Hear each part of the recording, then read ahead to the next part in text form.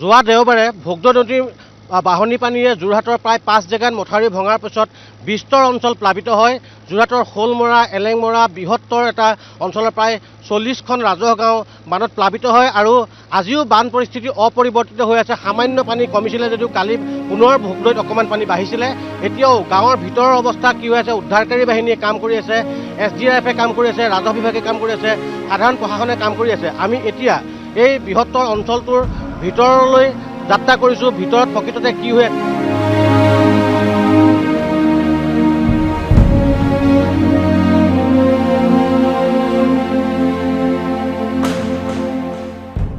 ঘৰটো সেইটো লাষ্টতো এটা মূৰটো এই যে ভঁৰালটো যে আছে ওখ ওখ ওখ ভঁৰালটো আঁতৰটো ভঁৰালটো পকা ঘৰটো ডুবি আছে আকৌ এতিয়া এসপ্তাহে হ'ল আৰু এসপ্তাহে হ'ল এতিয়া ইয়াতে আছোঁ আৰু আমি দুজনে আছোঁ। এতিয়া ল'ৰা ছোৱালী এই বামত উঠাই থৈছোঁ। এতিয়া পানী আকৌ স্কুল খোলাৰ লগে লগে আহিব আৰু ৰেচন পাতি পাই আছোঁ বাৰু। ইপালে সেইটো আজি আনিলোঁ। ঘৰলৈ যাব পৰা কেতিয়া হ'ব? ঘৰলেতো এতিয়া কোনো ভৰসা নাই। এইটো বৃহত্তৰ এই মজিয়া ভেটি অঞ্চল, এইটো মথাউৰিৰ ওপৰত ইফালে পানী এফালে পানী, মাজতে এইসকল লোক 5 দিনে এনেধৰণে এতিয়া আবদ্ধ হৈ আছে। তেওঁলোক যোৱাৰ ব্যৱস্থা নাই, খোৱাৰ ব্যৱস্থা নাই। তেওঁলোকৰ কেইবাজনো কিশোৰ ৰোগত আক্ৰান্ত হৈছে। এই ছোৱালীজনী এনেকৈ কিশোৰী এগৰাকী অসুখীয়া, তেওঁৰ মাক কোন আছে? দেউতাক কোন আছে? দেউতাক আছে ভিতৰত। আমি দেখুৱাইছোঁ যে তেওঁলোকৰ ইয়াত এদিন ৰেচন পালে আৰু তেওঁলোকে ইয়াৰ পৰা যাবলৈ কোনো সুবিধা নাই। এতিয়া তেওঁলোকৰ ডিহাইড্ৰেশ্যন হৈছে, লেট্ৰিন হৈছে, বমি হৈছে। ভালেকেইজন শিশু ইয়াতে। আপোনাৰ ছোৱালী? মোৰ ছোৱালী হয়। কি হৈছে তাই জ্বৰ আৰু কাহ হৈছে, মূৰৰ বিষো হ'ব পাৰে। জ্বৰ মানে সাংঘাতিক জ্বৰ উঠি আছে। দৰৱ চব একো দিব পৰা নাই? দিব পৰা কাম যাব পৰাও সুবিধা নাই আৰু দিব পৰা মানে কি যাম কেনেকৈ। ৰেচন পাতি এবাৰহে পালোঁ, তাকো আনি লৈ আহিবলগীয়া হ'ল। এতিয়া আপোনালোকৰ ইয়াত চিকিৎসাৰ দৰৱৰ প্ৰয়োজন আছে নহয় জানো? প্ৰয়োজন আছে। এই কিশোৰীগৰাকীৰ জ্বৰ, মাজনী জ্বৰ হৈছে কেতিয়া পৰা হৈছে?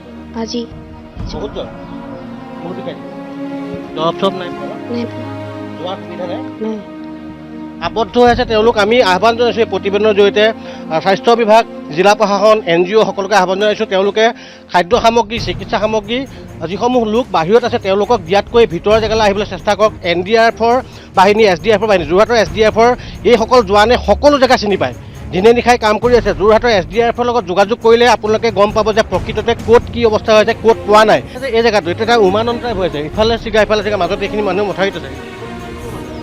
এইখন হৈছে মজিয়াপেটি নামনি। এই অংশটোলৈ কি হৈছে, আমাৰ যিটো চৰকাৰী ৰেচন পাতি যিখিনি আছে সেইসকল কম পৰিমাণে পাইছে, ঢুকি নাপায়। বিশেষকৈ মানে যাতায়াতৰ কাৰণে যিসকল NGO বা এনেকুৱা ধৰণৰ যিসকলে খাদ্য সামগ্ৰী লৈ আহিছে তেখেতসকলৰ যাতায়াতৰ ব্যৱস্থা বেয়া হোৱাৰ কাৰণে তেখেতে দিব। আমি আহ্বান জনাম যিসকল বেচৰকাৰী সংস্থা বা বিভিন্ন অনুষ্ঠান প্ৰতিষ্ঠানে যোৰহাটত সাহায্য সামগ্ৰী দিব বিচাৰিছে, তেওঁলোকে মুকলি জেগাত যিসমূহ লোক আছে, যিসমূহ লোক বামত আছে, বানপানী হোৱা নাই, তেওঁলোকৰ যাতে তাতে সামগ্ৰীসমূহ দি থৈ তেওঁলোকে গুচি নাযায়, ভিতৰলৈ অহাৰ ব্যৱস্থা কৰক। প্ৰশাসনৰ সৈতে যোগাযোগ কৰাৰ ব্যৱস্থা কৰক।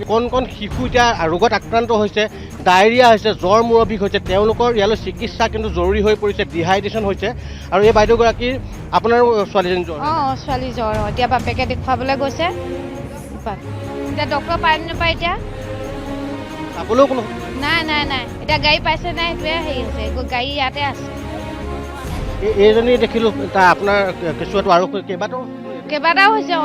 কালি এতিয়া সেই কেঁচুৱাটো হ'ল, সেই তালৈ নিলোগৈ। কোনটো কেঁচুৱাৰ? সেইফালে এটা কেঁচুৱাৰ জ্বৰ ইতিমধ্যে হৈছে। আৰু কওকচোন মা ঘৰ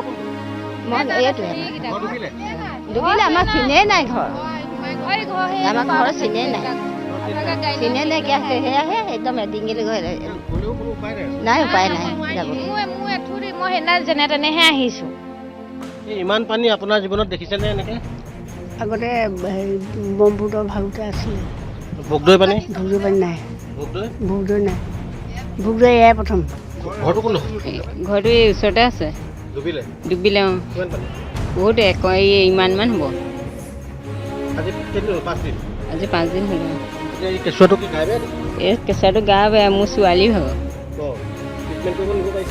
কালি নিছিলে, তেওঁলোকে নিছিলে। আৰু এতিয়া এই ছোৱালী এজনী হৈ আছে, সেই বিচনাতে শুই আছে। ঘৰলৈ ঘূৰি যাব পৰা কেতিয়া হ'ব?